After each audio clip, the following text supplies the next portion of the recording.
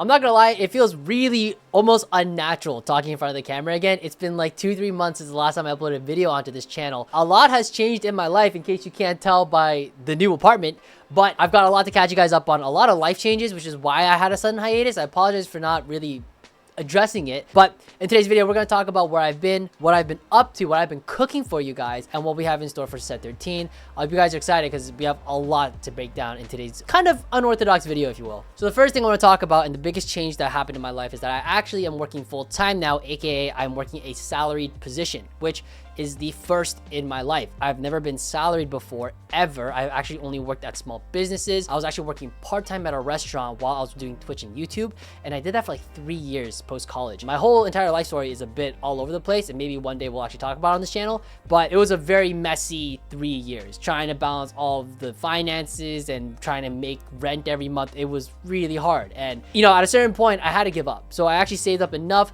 to comfortably quit, and then I could, you know, job hunt for a bit while trying to balance all this other stuff. It worked. We're working full-time now, new apartment, everything is great, but it was a process. So that's been a really big bulk as to why I've been missing for so long. The second thing I want to talk about is the new apartment, which I've already referenced, but it's a really, really big deal. So actually, if you don't know, the place I was just at right before this was actually the home I grew up in, and part of the job hunting was living at home, and I was not in a very good headspace. For anybody who grew up with first-gen Asian parents, you know what that's like. So that was a really tough thing to get through, but I'm glad I'm finally here. I'm settled in. We got through that.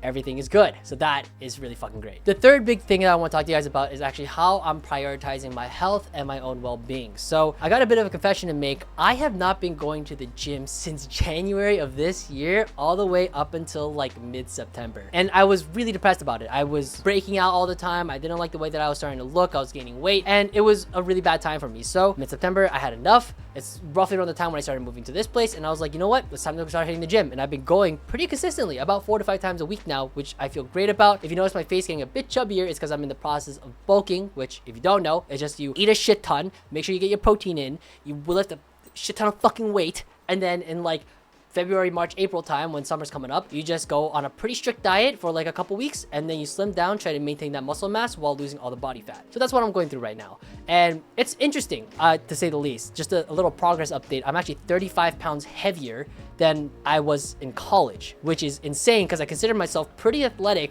and pretty lean in college. That is a lot to think about. Even though I'm the heaviest I've ever been in my life, I also feel pretty good. I hope to keep this trend going. I hope to keep my well-being and my health intact, and I'm going to be prioritizing that quite a bit more in the upcoming sets. And finally, let's talk about the future of this channel. What do I envision myself doing on this channel? What do I see happening with Team Fight Tactics, projects that I'm currently working on, and more? So first off, I want to address the co-streaming program. So the co-stream program, for those of you who don't know, is basically Riot saying, hey, we want you to stream on these specific days. You have to stream the cups, you have to stream the regionals, and you have to stream worlds. And even though it doesn't say it anywhere, it's kind of silently implied that you should also be streaming the trials, which may not sound like too much, but the majority of your weekends get spent up just streaming these programs. And when you're working a full-time job like myself now, it just becomes a week of Monday, Tuesday, Wednesday, Thursday, Friday, you're in the office, and then on that same Friday, you go home, you stream the cup, and then you stream until like what, 10, 11 p.m. at night, and then Saturday hits, you stream another 6 hours, and then Sunday hits, you stream another 6 hours. To be completely honest with you, this co-stream program has completely burnt me out on top of my full-time job, which is honestly my fault because I had reapplied to join the co-stream program for set 12,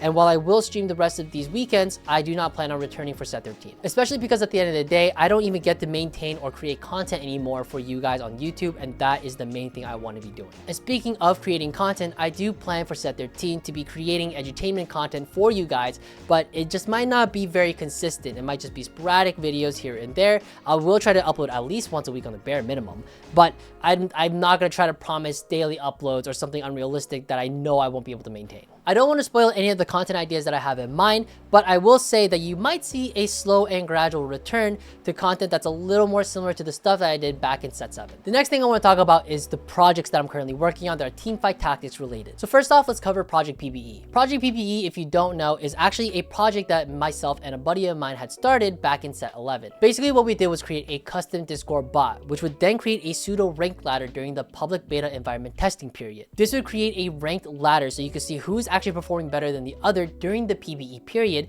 and then we would take the top 24 players and then throw them into a 2-day tournament. And to be completely honest with you, the jump from set 11 to set 12 was insane. We saw a massive improvements to the stability of the bot. We saw massive increases in the skill expression of the players, and overall the format felt a lot better with the introduction of the Project PBE major at the end of the set. Just to give you guys a little bit of insight as well, we have some really top level players partaking now, where just in last set alone we had players like Rain from North America, we have players like from Weibo Gaming from China like Han Xing, we have Robovan, regionals player, we have people like Haruru from Taiwan, who's a rank 1 Taiwanese player, Duni Zuni from Korea, we have SCSC who plays on T1, we have players from Zeta from Japan, 4 from Brazil. A bunch of incredible players got to partake last set, and quite honestly for set 13 I'm expecting an even stronger competition. Unfortunately though, set 13 is running into a very difficult problem this time around. Due to some unprecedented scheduling conflicts, specifically because the set contains spoilers from Arcane, the deployment of the set 13 onto PBE is actually being delayed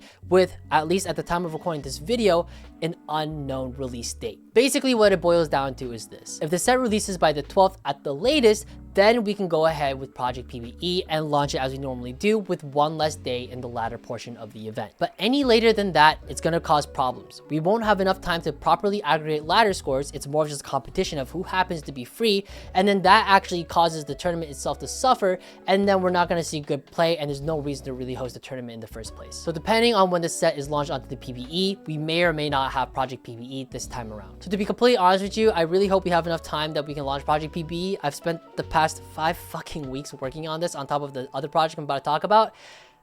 It's tough, man. Like, I wish I found out sooner, but it is what it is. I hope we launch it, but who knows. The second project I want to talk about is Project MENTR. Now, if you don't know Project MENTR was a new project I released in set 12. Project MENTR is a one-on-one personal training program where we pair you with a mentor for the duration of a competitive split in teamfight tactics. I want to make it clear that 1, this is a paid program, and 2, it's a very selective program. Very few people actually get accepted because all of the mentors actually interview all of the mentees one-on-one. Each one have their own bandwidths, and we make sure that the pairings make sense. All of these mentors are incredibly talented and skilled players. These are some of the best that every region has to offer. So we want to make sure that not only are they incredibly gifted and can teach you how to really improve, but also making sure that they are the correct fit for you. Last set, the program included the following: 2 coaching sessions per week, each one at least 1 hour, direct access and private channel to your mentor where you can ask them any questions at any time, and at the end of the program, you got to partake in a checkmate format against every other mentee, and you got to compete for some prize money and be able to actually learn how to prep for a tournament with the help of your mentor. After receiving feedback from all of the mentees from set 11, we're also implementing a couple of new changes and additions to the program. One of these includes a mid-set tournament. So instead of actually having to wait until the very end of the set to learn how to prep, halfway through the set, you'll actually learn how to prep for a tournament with our mid-set tournament exclusive to mentees in the program.